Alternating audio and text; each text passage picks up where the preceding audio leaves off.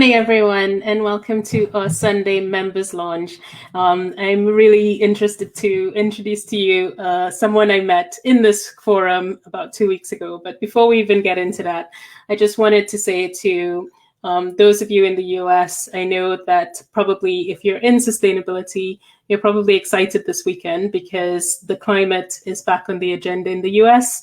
And this is an important step for all of us in the space of sustainable development and change. So I'm excited about that. And that's probably the only political statement I'm going to make today. But definitely this is something important for the movement that we're trying to build with sustainable living. So my next guest, who does not necessarily have this opinion, so just want to make sure that that's clear. So I want to introduce to you Teri, who is an Australian lawyer with her own boutique commercial law firm based in Sydney, Australia. She has a particular niche in trade and transport, but her firm also acts for locally and international businesses. She's currently working on BCorp certification for her firm, as well as developing a new workplace solution for businesses. She believes everyone should be able to thrive at work and hopes she can educate and influence more businesses with her workplace solutions. Her aim is to create more legally compliant and productive workspaces that allow both the business owners and managers and employees alike to thrive. Welcome, Teri. Hi, how are you? Really good. So nice to actually chat with you face to face. I know we've had a few conversations, but it's great to have this opportunity. Yeah, likewise, Catherine. So I'd like to get into why you chose this BCorp movement and why did it resonate with you so much? So I mean, I've always been very much about finding purpose in what I do, and I had started I'd come from a law firm, big law firms, and then worked in sort of more boutique law firms over the years. And probably about 7 years ago, I just decided that I wanted to start my own firm. And I'm constantly looking at ways to do things differently. I like that concept of challenging the status quo and looking at ways we can do things. And my idea of setting up my business was to create something that was different, because as lawyers, if there are any lawyers listening, they know that we work generally to billable hours. We're quite competitive. I mean, it can be quite a difficult job at times. I mean, we're not particularly loved by everybody out there, so it can be a tough job at times. But I guess I've made some, I've done some things well, and I have done some things that, I've learned from, and I still hadn't really achieved what I wanted to achieve in my own business. And I was reevaluating everything last year, and I came across a business group that I joined, and there was a lady who introduced me to BCorp, and immediately I thought, oh my gosh, these are my people. Where have you all been? If I'd only known about this 7 years ago. And so for those of you out there that don't know what BCorp is, it's about mixing profit with purpose. And you effectively go through your business and you look at different areas from governance to your clients, and you look at what you're doing within the business and really implement the purpose behind your business. Yeah. So that really resonated with me. So that's the journey. It's a hard one because even if you have all the policies or all the right intentions in the world, if they're not written down, that doesn't mean anything. So you've got to really go through this quite difficult process and really look at what you're doing within your business. So it's been interesting. I've applied for certification, but there's a bit more I have to do, and I'm trying to sort of set up this other business at the same time. So I'm just juggling those at the moment. And what sort of brands are currently engaged in BCorp? Which sort of brands are currently assigned BCorp status? Yeah, so your listeners will probably know about Patagonia. Yes. A very big one. Who Gives a Crap? Okay. I don't know if you know about Who Gives a Crap. No, might be more Australian. So it's toilet paper. Arbonne, which is a skincare company, they've just, I think they're now the biggest, I think, from memory, but they're a network marketing, I think, right? They are network marketing, so it's interesting. And they've, if you have a look at their brand, then they've got more recycled packaging in there. And I mean, I think they kind of had the ethos of organics and, ethically based products beforehand. So it probably wasn't a huge jump for them, but even still, I think it's quite a lot of work to go through the process, but well worth it. Yeah, for sure. So when you talk about creating compliant and productive workplaces, how do you do that? Yeah, it's so I guess I'm a lawyer, so it's a given that my clients, I want them to be compliant and to follow the law. And so it's important that they understand what their legal obligations are. But I think legal goes further than that. If you look at, for example, the policies that you might implement in your workplace, you can be very creative in how you implement them and what you put in them. So often, I wrote an article a few years ago about dogs in the workplace. This is probably 5 years ago I wrote this article, and talking about how, it can make you lower your stress levels, etc. But you've got to think about the things that might stop you from doing that. For example, you might have people in your workplace who are afraid of animals, or who are allergic to animals, or your building manager may not allow you to have them. So I think trying to meld the law with what you're trying to do, for me, is quite exciting. It's not just about ticking a box. Yeah. It's about using it to create something cool. So when you're talking about employees, it's the same thing. So if we look at something like modern slavery that we've been working on lately, because in Australia, I know in the UK, you already have the legislation. In Australia, it's quite new, and Australian businesses will be having to report for the first time in March next year. They've had an extension because of the pandemic.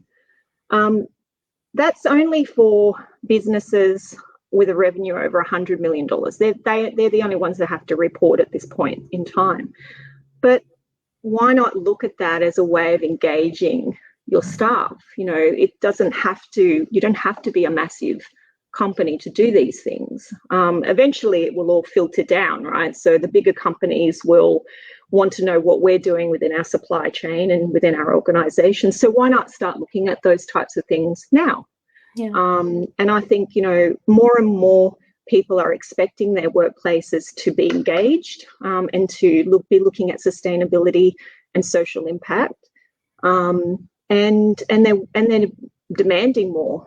I think the younger generation, so, the Generation X, it's a desire for them to work for companies with purpose and that have, conscious about their social impact. The next generation are going to expect it. Yes. You'll be left behind if you're not actually doing these things. So I think that's where I'm going with the business, and really looking at how, companies can look at their sustainability journey. I mean, I love the fact that I will get to work with, and I am working with, clients who are already thinking about these things is exciting. But what's exciting is when I talk to people who have never thought about them, and they say, oh, but I'd really like to do that too. Why can't you help me? So that's exciting for me. So developing something that I can kind of go, well, where are you on this journey? Okay, well, how do we sort of just start you off on the journey? Yeah. So that's exciting. Yeah, I agree. And I think it's a little bit of, there's an ethical sort of line that even beyond the compliance. So you talk about compliance in your piece, but in reality, it's about stepping into an ethical company, whether you have 100 million or 10 million, right? It's about what can you be doing today to move you in that direction, and what small steps, how can you build a roadmap that makes sense for your brand and for your business as you go, right? Right, absolutely. Yeah, it's exciting. Yeah. And what's the workplace solution that you're developing at the moment? So as you know, we had a little bit of a chat about this last week, and it's along the same lines of helping businesses, whether they're big or small, with implementing these processes and procedures. So from my perspective, you know, you should be looking at evaluating what your business currently has and what's out there, and educating yourself. And then from there, you need to look at implementing.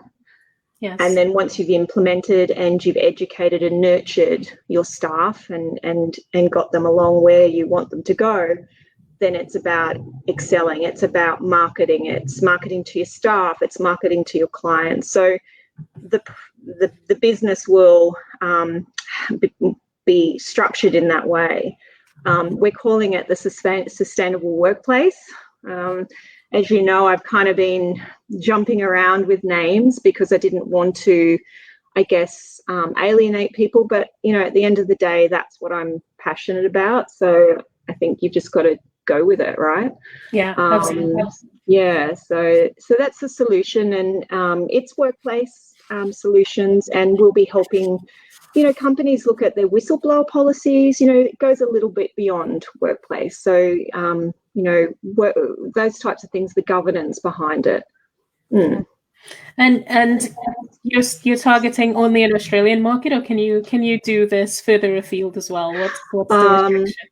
Yeah, look, at the moment it would just be Australian, because it is through the law firm, and so eventually I may end up taking it outside of the law firm and having it split. But at the moment, it's a package through our law firm. Certainly, if businesses want to operate in Australia, then and they're outside of Australia, I do have clients, for example, in the UK and the US.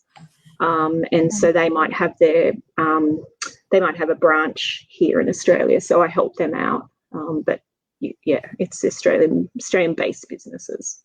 Okay, and what's your outreach strategy? So just to know how you plan to get in touch and to convince your intended collaborators, let's say. Yeah, well, as I said, I think it's about hiring great people like yourself, probably.